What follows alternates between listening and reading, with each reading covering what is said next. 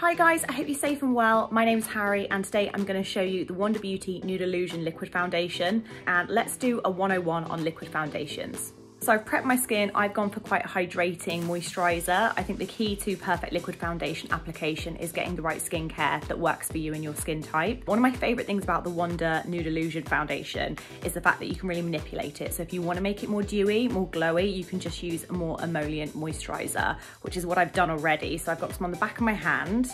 I'm going to go in with a brush. I'm going to do half my face first so you guys can see the difference.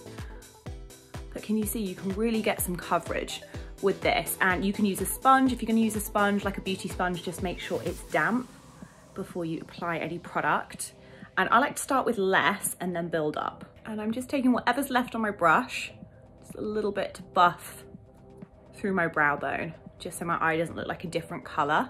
So I like a brush because with a brush, especially if it's more of like a kind of flat top brush, you can use to blend and buff, but then anywhere you want to add more coverage, you can kind of print and stamp and just tap and blend that way, so you don't lift any of the foundation, especially if you have any areas where you've got more redness. Liquid foundations I find are great because they're so versatile depending on what kind of tool you want to use to apply. Now you can really see the difference, like it just takes out all the redness. A little goes a long way as well with this.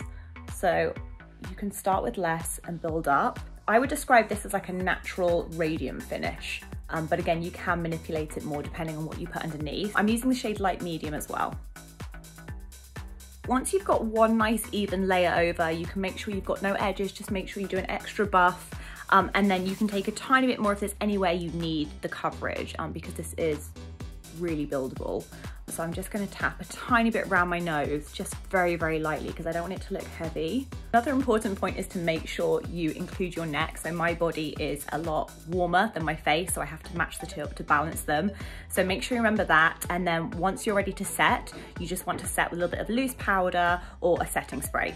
So that's the finished look, guys. I just powdered down my T-zone and a little bit anywhere I wanted to mattify and set. I like to leave a bit of natural glow coming through on my cheeks from this foundation. Absolutely love how buildable this foundation is and how much you can really kind of tweak if you want it more glowy or less glowy. It's a really, really flexible foundation. So hope you guys enjoyed the look.